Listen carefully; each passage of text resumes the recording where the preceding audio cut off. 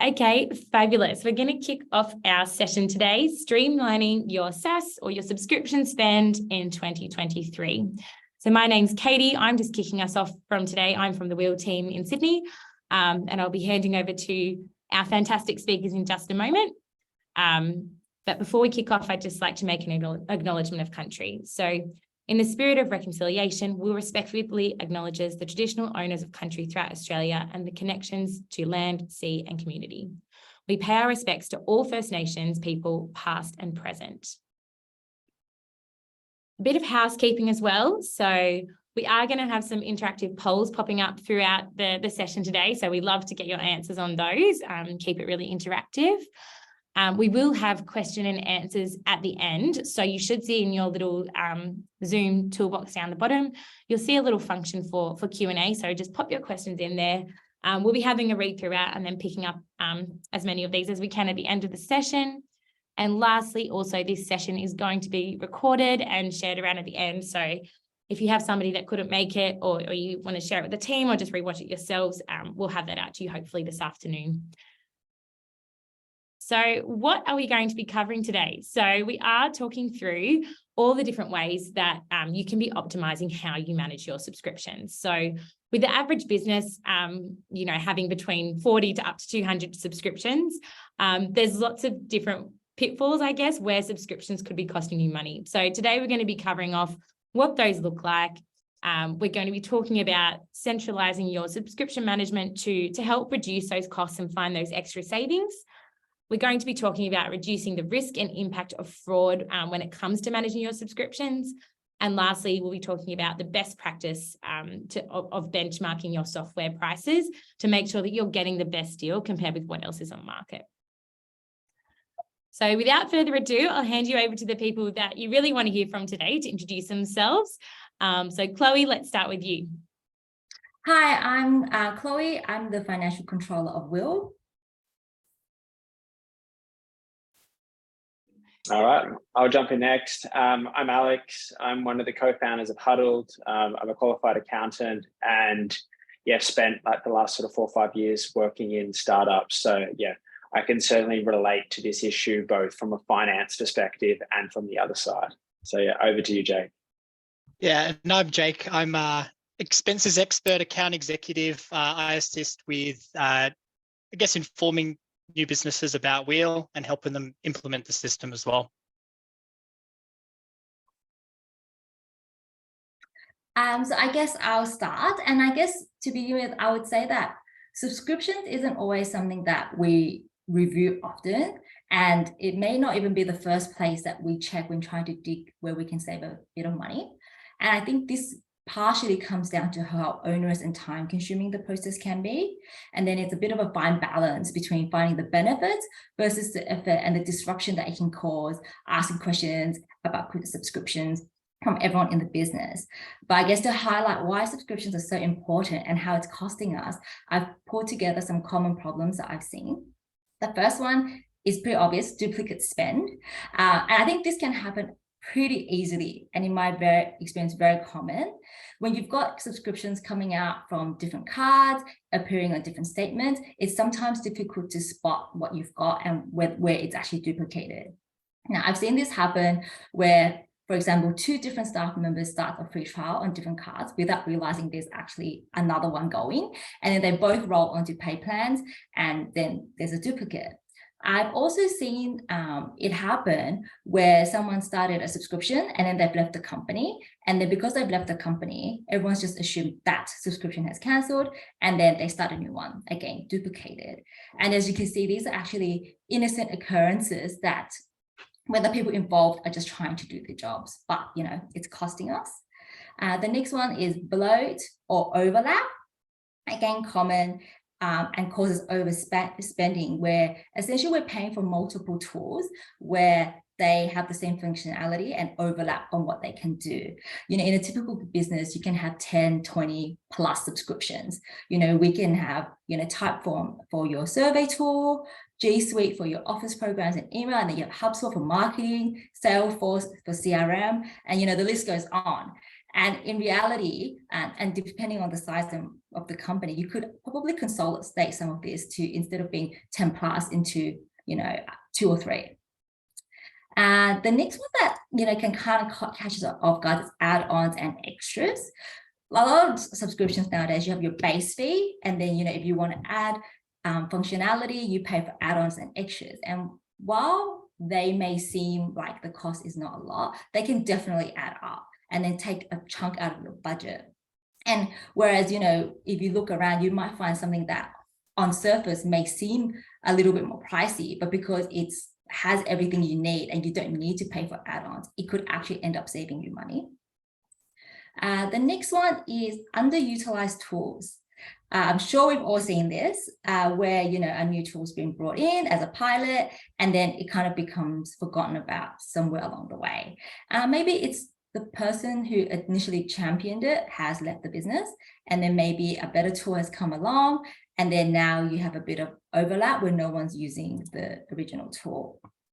I've seen cases like this where with any business, employees come and go, and then when new employees come join the business, we add a seat for them, but then no one's remembered to take the seat of the people that have left. Now again, we're now paying for 20 seats where maybe only 5 people are left in the business who's actually using it. So if we have this, that could actually save us a bit of money. Now, price creep is the next one. So, it's a very topical thing now, inflation. So prices go up, you signed the contract a year ago, maybe it's gone up once or twice. And now the price that you committed to and, have in your budget a year later could be actually significant, like a decent amount higher. So something definitely to keep an eye on. And then one that I've got here, fraud, is one that we can overlook and maybe not something that we directly think of when we think of subscriptions, but it can definitely happen. It could be as simple as one of our vendors are compromised and they're taking little bits out from our account without us realizing. When we're looking at our expenses, a lot of times what we're looking at is materiality, how big it is, and how does it compare to prior month. And if it's just creeping up with a little bit additional, it might be a bit hard to spot. And another one in the same vein, which is probably more common, is say if you've got all your subscriptions on one card and then that card is compromised, then you're going to have to reset all your subscriptions, and then, which is just a lot of admin. And even if it's not due to fraud, one common thing that you have to do is, the card expires, or the person whose card that's name, they've left the company. Then you have to now reset all your subscriptions again. Again, it's just admin. And then that kind of leads to my final point, which is time. We're talking a lot about the money and where it can save us money, which is very important, but equally as important is the time that we have, right? And this is, includes the time that the finance team going through the GL drawdowns, the bank recs, find and review the subscriptions, and then the time to liaise with the different people in the business. They might take a day to come back to you, or a week. And then it's just that back and forth and a lot of time that just gets part of this subscription process. And like I said at the beginning, why we don't look at it as often as we could is just the time factor, right? So I guess I've talked a lot about the issues that can come with subscriptions and why it's so, and that's, I guess, why it's so important to find the right tools so we can avoid some of these pitfalls and get some of our money and time back. I'll now pass it over to Jake to talk more about some of the ways we can make this happen. Thanks, Chloe. So yeah, look, before I get stuck in, I just have a quick question. We have an interactive poll. Be good to know, how regularly do you review your software subscriptions? So no wrong answers. Be very handy to know for sure.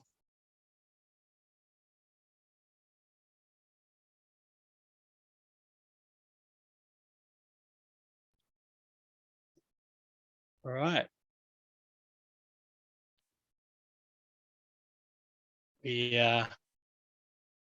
Oh, there you go. Poll results.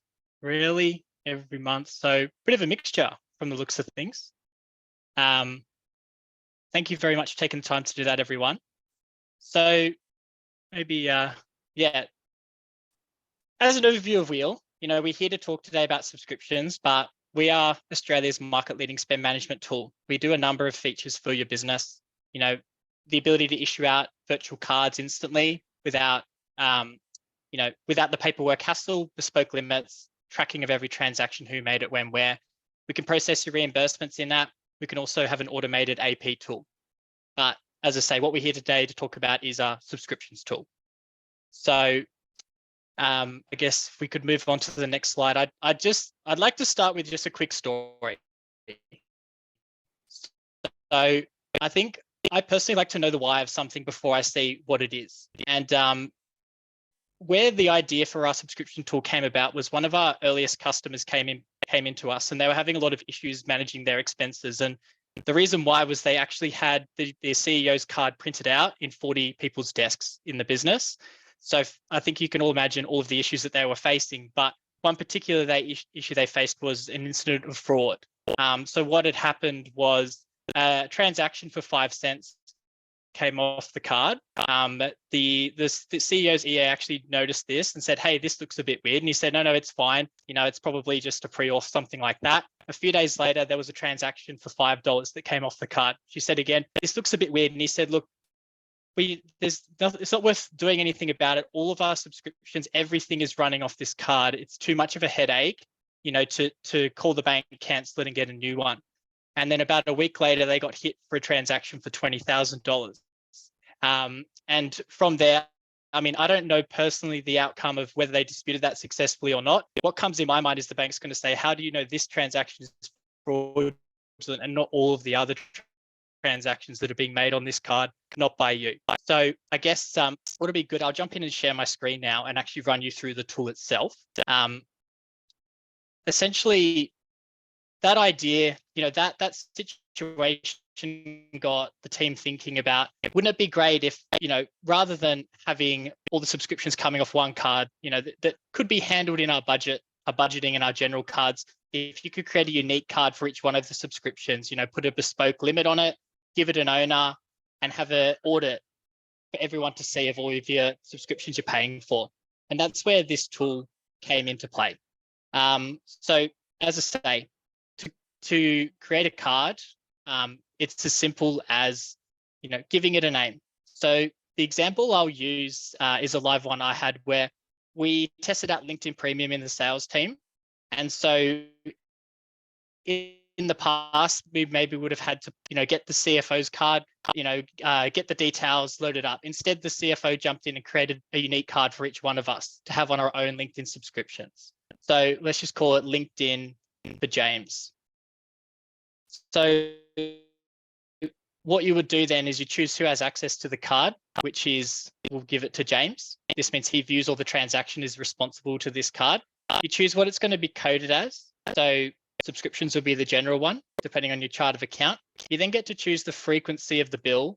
This was a monthly, but it can be monthly or annual, as well as put a limit on the card. So this would mean even if the card is compromised, that no more than what the limit on the card is can be debited from it. Let's say $120 a month. So once I've created that card, it will sit here amongst all of my other subscriptions. So James himself has control of the card and sees the card numbers within his Wheel app, but whoever's an admin or finance person in the finance team can actually see all the subscriptions in one place.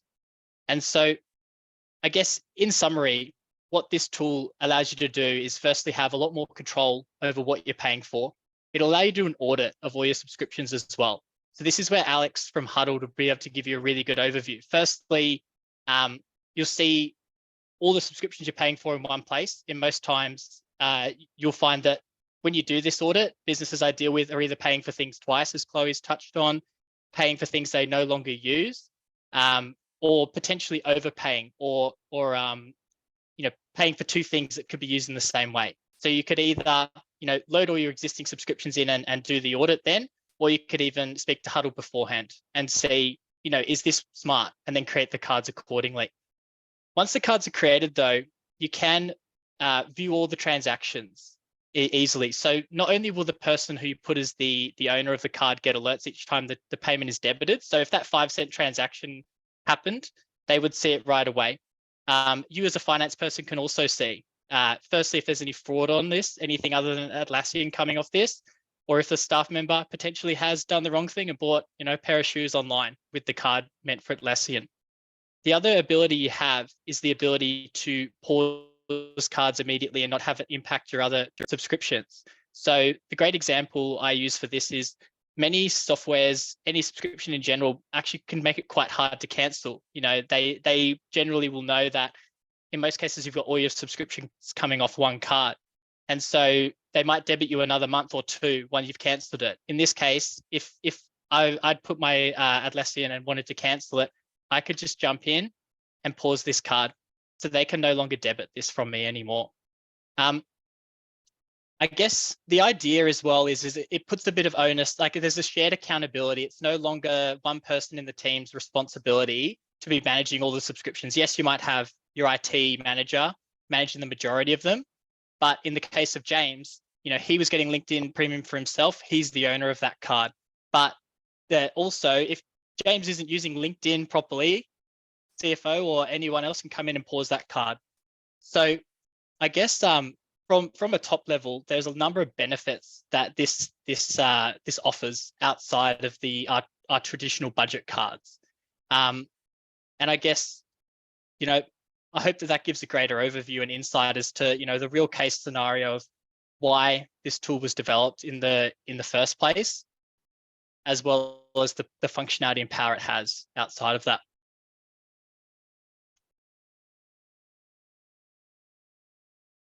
So I think we have another poll question just to ask before I hand over to Alex from Hudled. So poll time. Would you like to learn more about Will's centralized subscription management? If there's any questions you have as well, please feel free to throw them in the chat. I'm happy to answer on the side as well.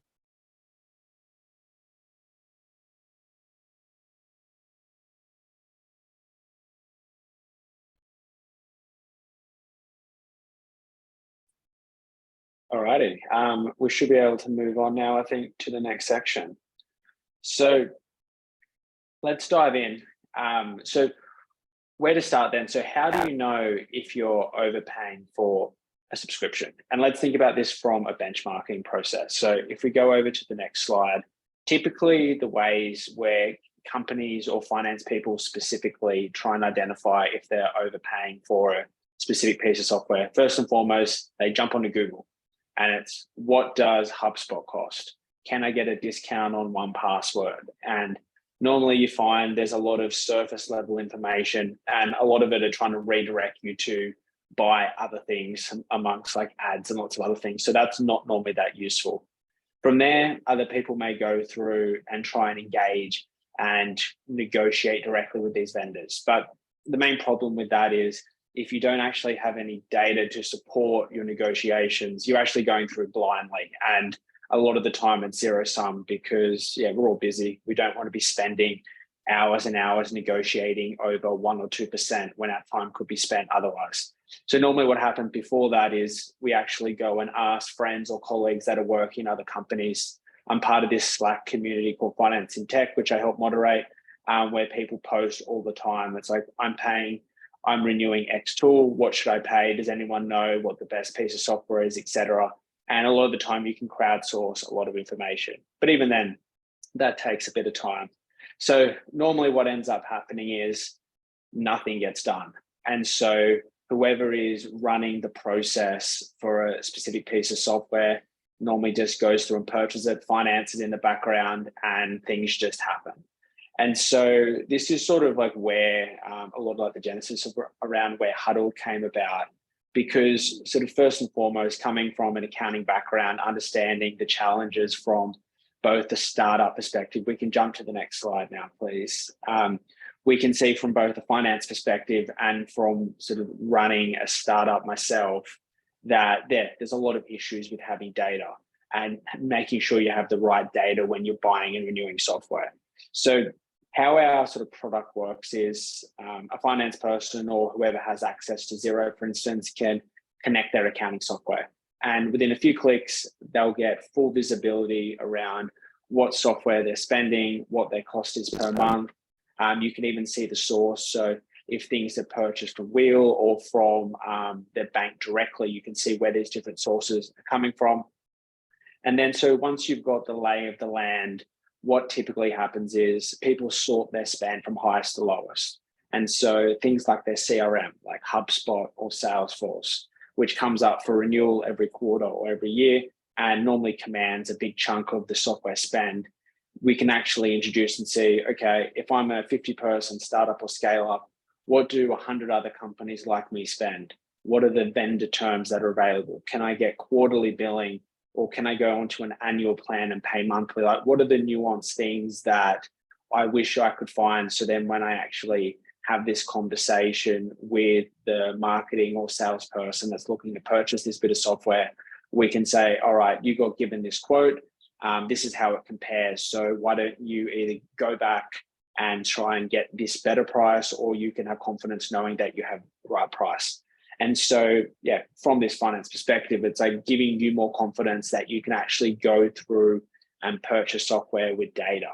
And so this is a big shift around our platform, where it initially started as a place to manage software spend, and then it's gradually evolved into a way for companies to use data to make better decisions around their software stack.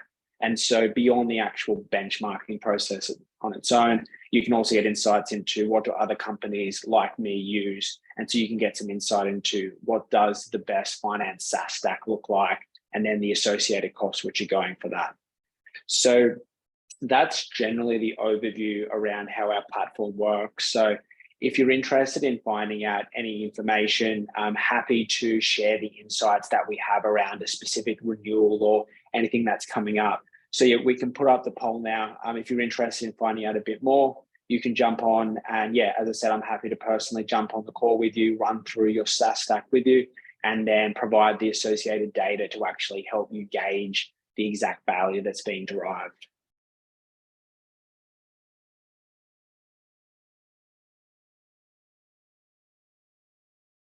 Alrighty, so we can probably go through to the next section now, which is around questions. So I'm sure there's been a few questions that have come up through the chat. And so I might pass over to Caitlin and we can go through some of these. Sorry, desperately trying to find my unmute button. Yes, we have had a few questions come through. So thank you everyone for those, and keep them coming as well. We've still, we can answer some of these, and any that we don't get to, we can send a follow-up. So keep dropping them in the Q&A. First up, I might actually give this one to Chloe, because I'm sure you've had to do this a few times.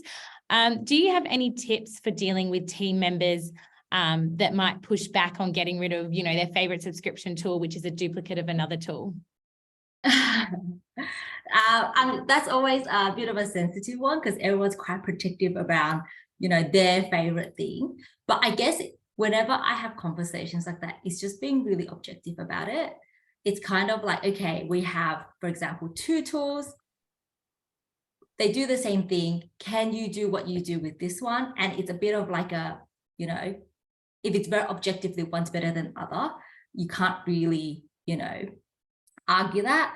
But I think it is really going into those conversations prepared and having a bit of an answer of why you're doing this and why you've come up with this, and not positioning it in a way such that you're not just blocking them, you're actually trying to enable them to do the same thing, but with the objective of the business in mind as well.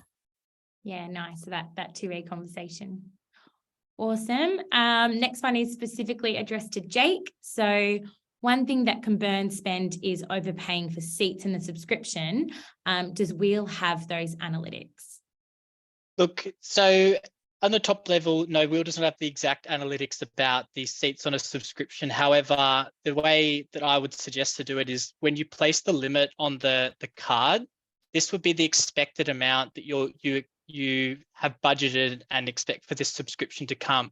So if that vendor then tries to debit you above what you had expected, you'll receive an alert to say they've tried, the transaction has failed. You then have a chance to review the subscription, see if it's been billed accordingly, or make necessary reviews, and then either adjust the card up or potentially decline subscriptions. That's the way I'd suggest to manage that. Awesome. Thanks, Jake.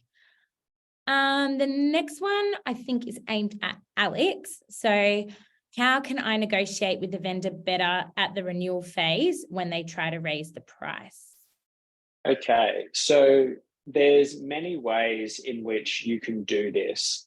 Typically, a renewal is best approached when you do it in advance, as in reaching out to the vendor 1 to 2 months in advance, rather than waiting 7 days or even the week before, just because you don't have any leverage in order to do the negotiation. So depending how high the price is, if you're only spending a few hundred or even a few $1,000s per year, generally you don't have much leverage to negotiate with price. So if we frame this for software where you're spending more than $10,000 per year, this is typically when vendors are dealing, or you're introduced to their sales team, and then there's that opportunity. So in terms on how you do it, yeah, one piece is actually having pricing benchmarks or alternatives to be like, if you raise the price, these are my options. I can go to this alternative product, which costs X dollars cheaper. I know that there's many other companies that are still paying this price, so I don't want to accept the price increase. Or the other option is you can also speak about changing the terms. So you may be able to lock in an older price if you go to an annual plan, for instance. So there's many different levers in which you can pull. It really just comes down to what is the subscription that you're having this conversation with, and knowing what this vendor has done with other companies. Because if you know that it's been done once before, then it's likely that it can happen in your case. Awesome. Thanks, Alex. We have got a question here that I guess is, I'll ask both of you. Jake, is there a free trial option with Wheel? There sure is. 14 days. My email is in the final bit to, I'll help you assist with that. No worries. And Alex with Hudled? Of course, yeah. So we've got a freemium product, so you can try and use the tool for free. And then, yeah, as you want to access more premium insights, etc., then you can move on to a paid plan from there. So in short, yes. Perfect. So we've got about 1 more minute to the end of the session. I've got a couple of questions I'll throw in, but we've got, when adding the subscription, is there a feature to add the expiry date and notify when the subscription is about to expire? Yeah, so at this point in time, there isn't an automated tool. There is the ability to pause instantly. So we would always suggest to diarize if that was going to be the case, but definitely worth noting there is no automated tool at this date. Though it is feedback we have received, and no doubt come in future. Awesome. Ooh. Can we have a copy of the slides and the recording? Yes, I will answer that one because I'm in charge of that. So yes, we'll be sending the recording around afterwards as well, which will have the run through of all the slides as well with all that information on them. Just about the prepaid cards as well. We're a prepaid service. So how it works is there's one account that all of the various, we have just both the subscription cards and general cards. They all pull from this one balance. So it's a prepaid service, no credit risk for the organization. And the question there was, how are the virtual cards funded? So thanks for picking that one up, Jake. Cool. Thank you so much, everyone. And I think, yeah, Alex has answered the last question separately. Perfect. Thank you so much, everyone. We will be reaching out after this, as I said, to share the slides and the follow-up. We've loved having everyone on the call today. So thank you for joining, and look forward to talking soon to those people who have asked for us to reach out. So thanks so much, everyone. I hope you enjoy the rest of your Wednesday. Happy Hump Day. Thanks. Thanks, everyone. Thank you. Cheers. Thank you.